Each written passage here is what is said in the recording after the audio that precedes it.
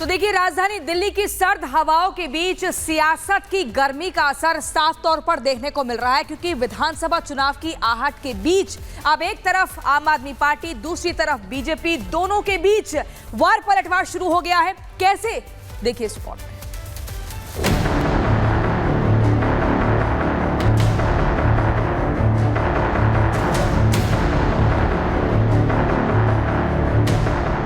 दिल्ली की आम आदमी पार्टी की सरकार के खिलाफ बीजेपी के सियासी अटैक लगातार तीखे होते जा रहे हैं। बीजेपी ने आपकी सरकार को आपदा सरकार का खिताब देकर इसे बदलने की मुहिम शुरू कर दी है।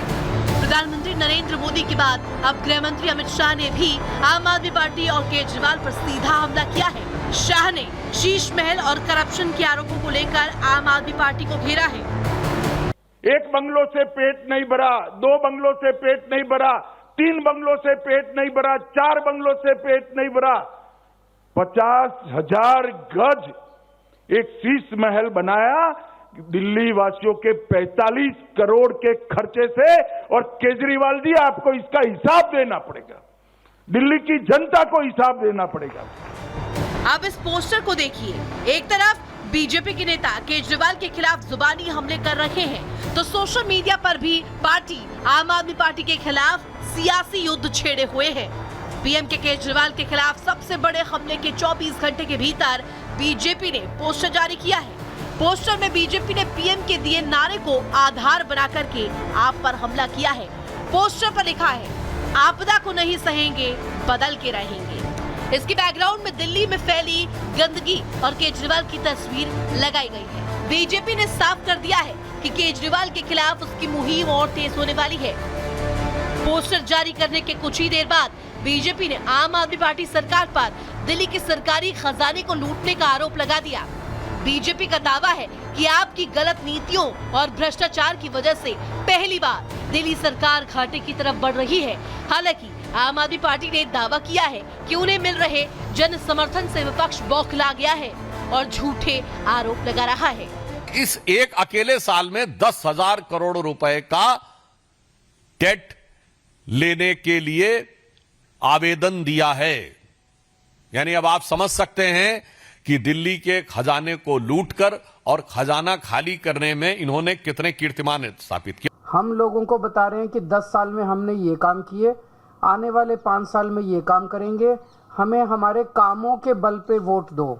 और बीजेपी कह रही है हमने इतनी गालियां दी 10 साल में, आने वाले 5 साल में और अच्छी अच्छी गालियां देंगे केजरीवाल को, हमें गालियों के नाम पे वोट दो।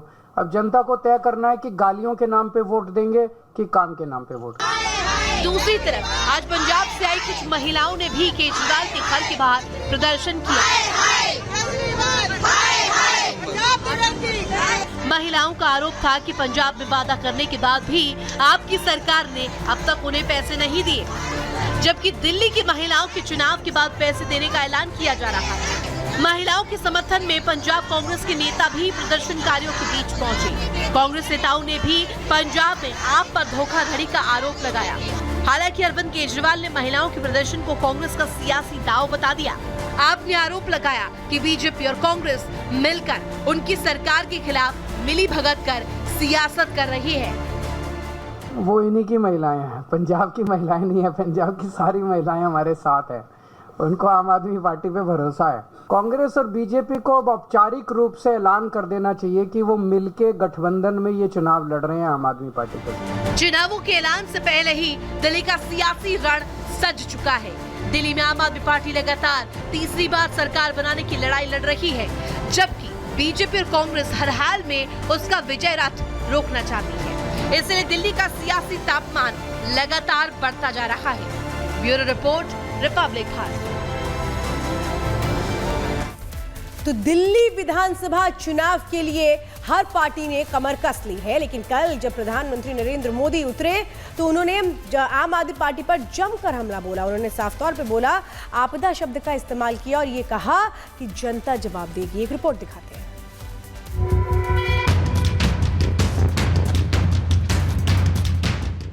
दिल्ली के महादंगल में पीएम मोदी की एंट्री होते ही मुद्दों का बिछा हुआ चक्रव्यूह सामने आ गया। और उसी चक्रव्यूह को अब धार और रफ्तार दी जा रही है। रफ्तार बयानों और पोस्टर वार के जरिए 27 साल बाद दिल्ली की सत्ता हासिल करने के लिए बीजेपी ने बदलाव की हुंकार भरी। निशाने पर 11 साल से सत्ताधीश आम आदमी पार्टी यानी आप है, जिसे शुक्रवार को पीएम मोदी ने आपदा करार दिया, तो बीजेपी ने पोस्टर जारी कर इस आपदा को बदलकर रहने का प्रण ले लिया। अन्ना हजारे जी को सामने करके कुछ कट्टर बेईमान लोगों ने दिल्ली को आपदा में धकेल दिया। ये लोग दिल्ली के विकास की बात करते थे, लेकिन ये लोग आपदा बनकर दिल्ली पर टूट पड़ी है। इधर पीएम मोदी ने नारा दिया और उधर बीजेपी ने केजरीवाल और उनकी पार्टी पर पोस्टर प्रहार कर दिया। अब माना जा रहा है कि पीएम मोदी का यही नारा दिल्ली में बीजेपी का चुनावी कैंपेन बनने जा रहा है। दिल्ली के लोगों से विश्वासघात करके, झूठी कस्में खाके अपने लिए शीश महल बनवा लेते हैं। उनसे जब यह आपदा जाएगी और भाजपा आएगी तो इन सारी समस्याओं का समाधान भी किया जाएगा। आप सरकार को आपदा करार दिए जाने पर केजरीवाल बौखला गए। उन्होंने कहा कि आप दिल्ली में नहीं बीजेपी के पास आई है, ना उनके पास नेता है, ना एजेंडा है और ना ही नेतृत्व है। आपदा दिल्ली में नहीं आई, आपदा भाजपा में आई हुई है। 3 तरह की आपदा भाजपा में आई हुई है। पहली आपदा, भाजपा के पास सीएम चेहरा नहीं है। दूसरी आपदा, भाजपा के पास नैरेटिव नहीं है, उन्हें पता ही नहीं चुनाव किस मुद्दे पे लड़ना है। तीसरी आपदा, भाजपा के पास कोई भी एजेंडा नहीं है इस चुनाव के लिए। दिल्ली में आपदा पर छिड़े संग्राम पर कांग्रेस भी बीजेपी पर हमलावर है और आम आदमी पार्टी और बीजेपी को एजेंडा विहीन करार दे रही है। भाई मेरा यह है कि यही भारतीय जनता पार्टी उस समय जब अन्ना आंदोलन चल रहा था तो बढ़ चढ़ के इंडिया अगेंस्ट करप्शन के साथ खड़ी थी। हम लोग तो तब भी नहीं थे। देखिए एजेंडा तो इनके दोनों के पास कुछ नहीं है विकास का। दोनों का ये है कि किस तरीके से ये फ्री कर दे, वो फ्री कर दे। उसके अलावा दिल्ली बनाने का दोनों पार्टियों में कोई एजेंडा नहीं है। दिल्ली में सियासी लड़ाई रोहिंग्या से शुरू हुई थी। घुसपैठ के मुद्दे पर दोनों ओर से जमकर बयानबाजी हुई, फिर फर्जी वोटर को लेकर पोस्टर वॉर और अब एक और नया नारा दे दिया गया है। अब इससे आपदा वाले नारे से किसे फायदा होगा और किसे नुकसान, ये तो आने वाला समय ही बताएगा। Bureau report, Republic Bharat. Delhi के भारत मंडपम में प्रधानमंत्री मोदी ने नाबार्ड की तरफ से आयोजित ग्रामीण भारत महोत्सव कार्यक्रम का उद्घाटन किया। समारोह को संबोधित करते हुए प्रधानमंत्री ने कहा कि सरकार का पूरा ध्यान ग्रामीण क्षेत्रों में लोगों को रोजगार मुहैया कराने को लेकर के। इस दौरान प्रधानमंत्री ने विपक्ष पर भी जमकर हमला बोला। क्या कहा सुनिए। हमारे गांव की पहचान गांव के सौहार्द और प्रेम से जुड़ी होती है।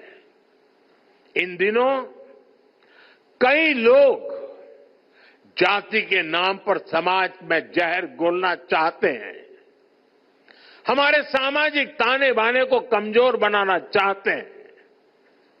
हमें इन षड्यंत्रों को विफल बनाकर गांव की साझी विरासत, गांव की साझी संस्कृति को हमें जीवंत रखना है।